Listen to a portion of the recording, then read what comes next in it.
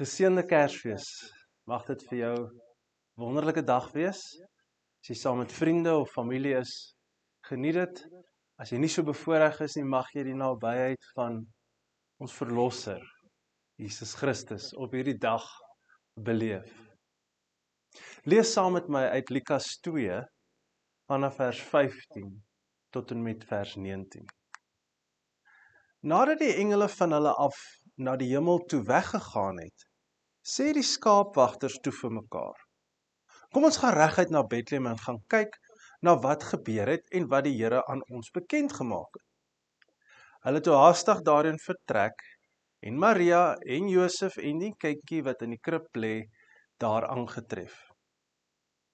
Nadat hulle hom gesien het, het hulle aan almal gaan vertel wat oor hierdie kindjie aan hulle gesê is. Almal wat hiervan gehoor het, was verwonderd oor wat die skaapwagters aan hulle vertel het. Maar Maria het al hierdie woorde gekoester en in haar hart daaroor bly nadink. Net weer vers 18. Almal wat hiervan gehoor het, was verwonderd oor wat die skaapwagters aan hulle vertel het. Maar Maria het al hierdie woorde gekoester en in haar hart daaroor bly nadink. Wat is verwonderd? Wat is die verskil tussen ek is verbaas en ek is verwonder? Die verskil tussen ek is verras en ek is verwonder. Ek dink verwondering het te doen met iets wat groter is as jouself, iets wat buite jouself is en dit oorweldig jou tot so 'n mate dat jy eintlik net jou hande in die lug wil opgooi en sê, ek is verwonderd. Dis bo my denke, dis bo my verstaan. Dis bo enige begrip wat ek het van liefde of logika of skoonheid. Ek is net verwonderd. Kinders sal van nature na 'n woord gryp wat uit 3 letters bestaan. Die woord wow. Wow. Dit is vir my verwondering. Verwondering wat ons los met hierdie gevoel van wow, dis groter as ek, dis buite my, dit transcendeer wat ek verstaan of wat ek kan verduidelik. Kersfees is vir my regtig 'n tyd van verwondering. Ek praat met iemand wat nou onlangs oupa geword het en hy vertel vir my daai 2 kleinkinders van hom, albei nog nie in die laerskool nie. Hy sê ek het deur hulle oë weer Kersfees begin sien en ek is gevul met verwondering, sê hy vir my. Want om dit weer deur die oë van 'n kind te beleef, want tereg Kersfees is 'n tyd van verwondering. Dis liggies, dis sterre, dis bome, dis 'n mystieke man met 'n rooi pak aan met 'n wit baard wat geskenke bring. Dis oupas en oumas en ooms en tannies. Is hierdie liede. Dis 'n tyd van verwondering. En in hierdie tyd is ons lief om te praat ook oor die geboorte van Jesus. En ons noem dit die Kersverhaal. Die verhaal van Jesus wat gebore is as 'n kindjie in 'n stal. En dit is tereg ook 'n storie van verwondering. 'n Maag wat swanger word. 'n Verloofde wat nie opbreek met haar nie, maar die pad saam met haar stap. 'n Reis na Bethlehem, gebore in 'n stal. Dan is daar sterre betrokke, wyse manne betrokke, engele betrokke, liede betrokke, herders betrokke, selfs geskenke betrokke, drome betrokke. Dis 'n verhaal van verwondering. Dis inderdaad 'n goeie tyding van groot blydskap, maar ook een van verwondering. En ek wil jou vandag op hierdie Kersdag nooi na verwondering. Dis 'n konsep wat ek die afgelope tyd verskriklik baie oor dink. Wat ek probeer verstaan. Want ek dink die oomblik as ons as mens ons verwondering verloor, is ons op 'n gevaarlike plek. Want dan is ons nie meer sensitief nie. En kort voor lank verdwyn geloof en aanbidding uit ons lewe uit, want ons verloor ons verwondering. En Kersfees nooi ons net weer en sê, soos hierdie mense, toe hulle hierdie woorde van die skaapwagters hoor, sê die teks, hulle almal was verwonder. En mag jy vandag verwonderd voel oor hierdie boodskap. Nou wat kan ons doen om ons verwondering te herontdek of te behou? In hierdie teks sien ons 3 belangrike goed. Ons sien die woord hoor, ons sien die woord koester en ons sien nagedink.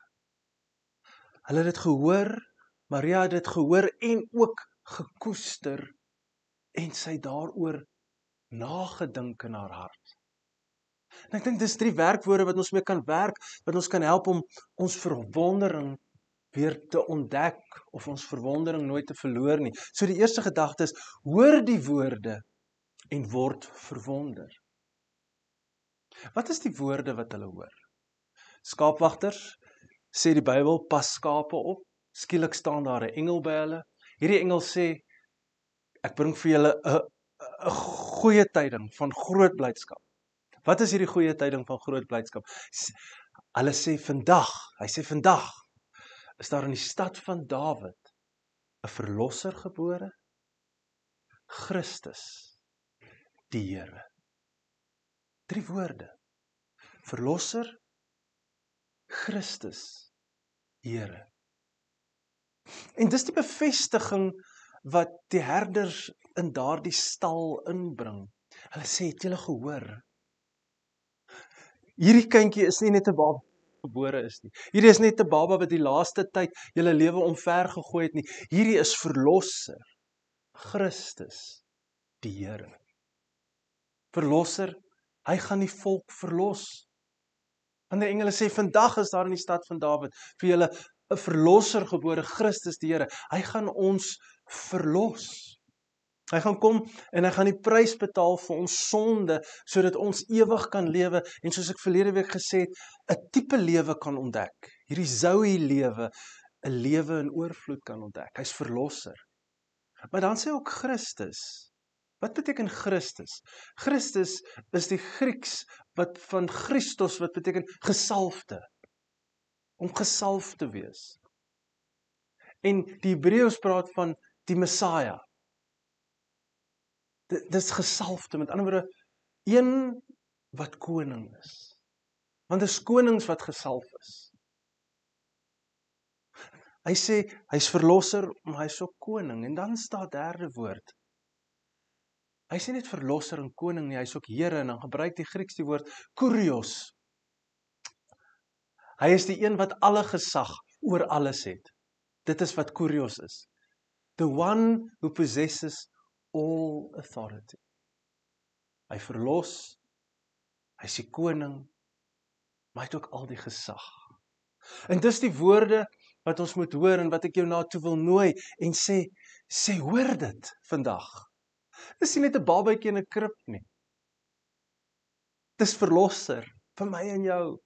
Dis koning van 'n koninkryk waarin ons kan leef. Dis Here wat gesag het oor alles op hierdie aarde. Hoor dit. Interessant. Baie keer hoor ons dit nie.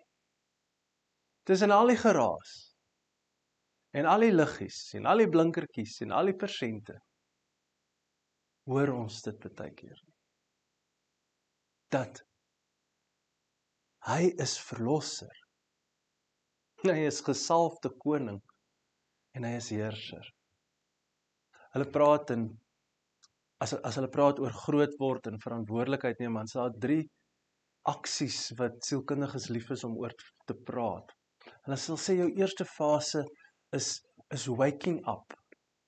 En dan kry jy growing up en dan showing up.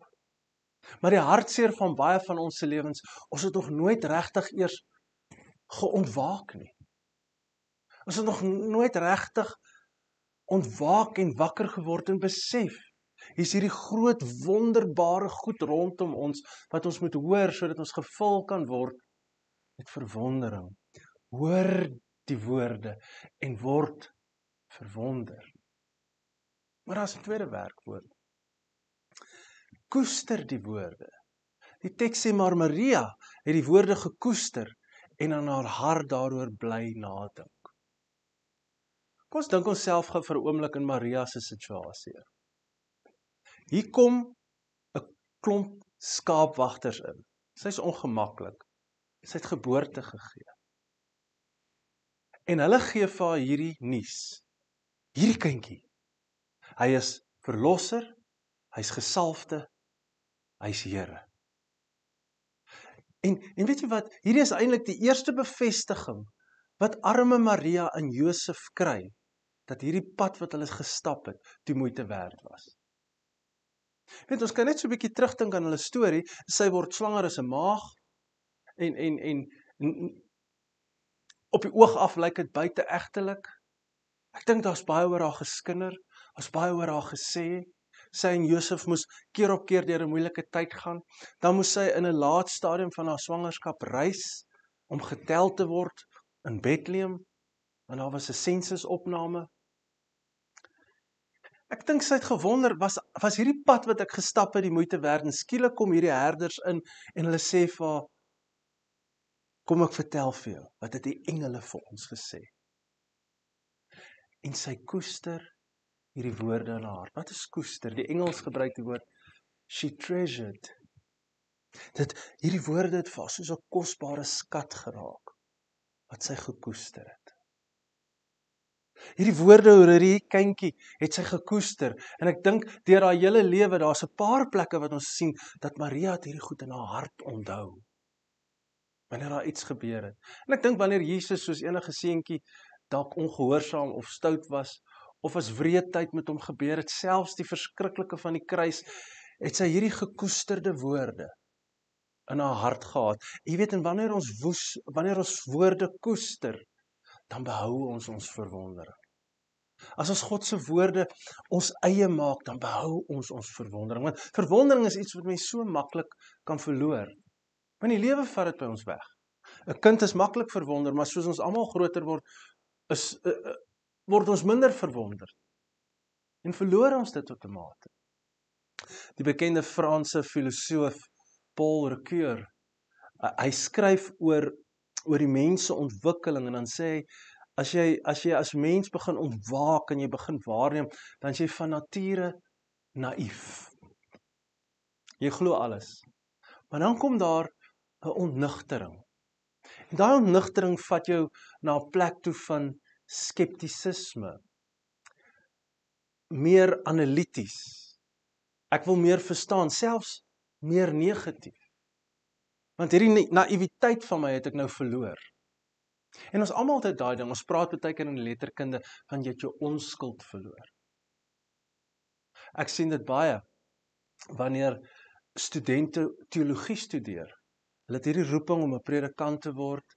Hulle het hierdie prentjie van die Bybel en van God, en dan word hy blootgestel aan kritiese denke en Bybelkunde en teologie. En skielik ruk dit hulle fondasies en hierdie kritiese denke soort van vat die naïwiteit weg en vat hulle na 'n negatiewe plek toe. Paul Ricoeur sê, maar daar's nog 'n stap. Hy sê dat daar's die naïwiteit en dan verloor jy hierdie naïwiteit. Maar hy sê daar's 'n ander ontdekking wat jy kan maak, en hy noem dit 'n tweede naïwiteit.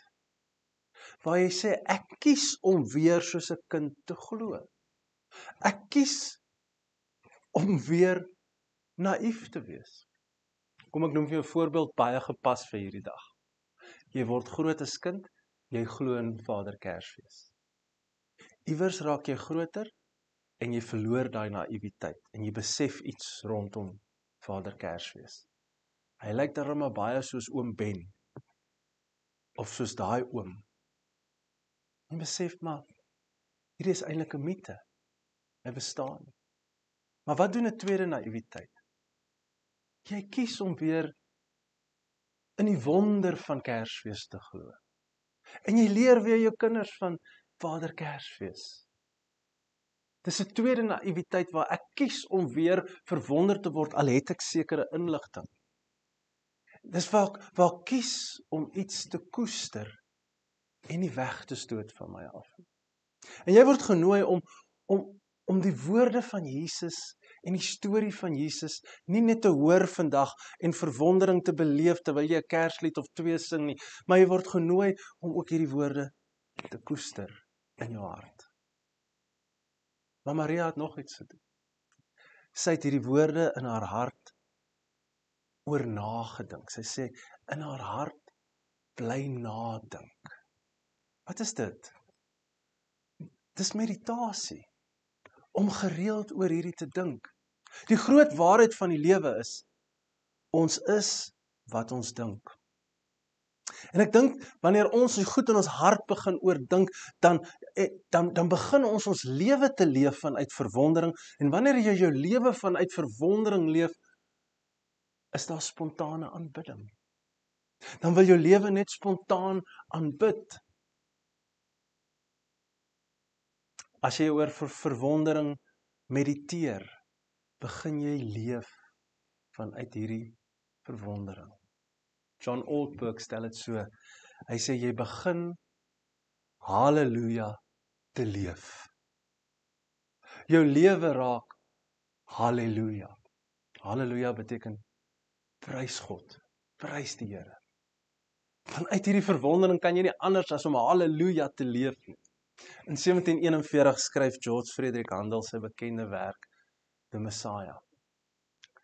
'n jaar voor hierdie werk die lig gesien het, was hy self op 'n baie donker plek. Sy operas en musiek wat hy geskryf het, sy gewildheid het begin afneem, veral onder Italiaanse gehore.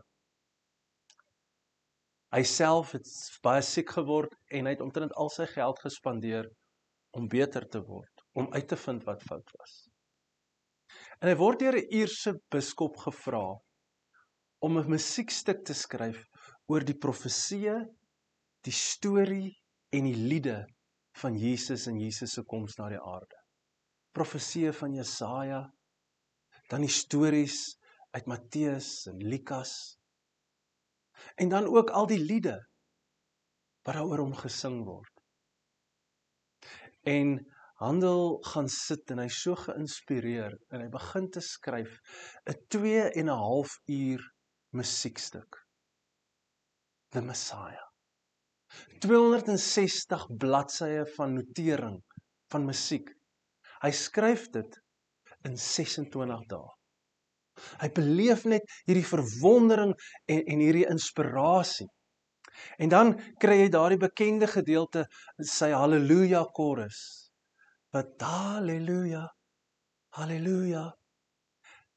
En wanneer hy hierdie skryf, dan bereik hierdie musiek as 'n ware 'n crescendo. Met hierdie woord Halleluja. En Handel self sê, teen die einde, want hier op die einde is daar mos, wat dit so crescendo kry, is daar 4 kort hallelujas, en dan 'n oomblik van stilte, en dan bou dit op in 'n finale laaste 5de halleluja. Hy self skryf, hy sê, aan die einde van hierdie musiekstuk, het sy lewe halleluja begin word. Hy het geleef vanuit hierdie halleluja. En hy skryf, I saw all heaven before me and the great God himself. Geskiedenis vertel ons die oorspronklike musiek, die oorspronklike notering van Handel. Toe hy hier kom, het hy sy mate langer gemaak, het hy groter geskryf en het hy donkerder geskryf en verder uitmekaar het geskryf, asof hy ook nie anders kan as om net in totale verwondering te wees. Halleluja, wat beteken prys Jahwe, kom 48 keer in hierdie lied voor. Dis 'n lied van verwondering. En as jy jou hart kan begin volmaak van hierdie verwondering en jy kan dit oordink, gaan jou lewe op die ou einde 'n halleluja lewe wees. En ek wil jou nooi op hierdie Kersdag tot 'n halleluja lewe. 'n lewe wat vanuit verwondering op hierdie Kersdag, jy kan ophou uitroep, prys die Here nie. Want almal wat hierdie woorde gehoor het, was verwonder. En ek, wat vandag hierdie woorde en hierdie storie ontvang, ek is verwonderd. Kom ons bid saam. Halleluja. Halleluja. Halleluja. Halleluja. Ons is gevul met verwondering. Amen.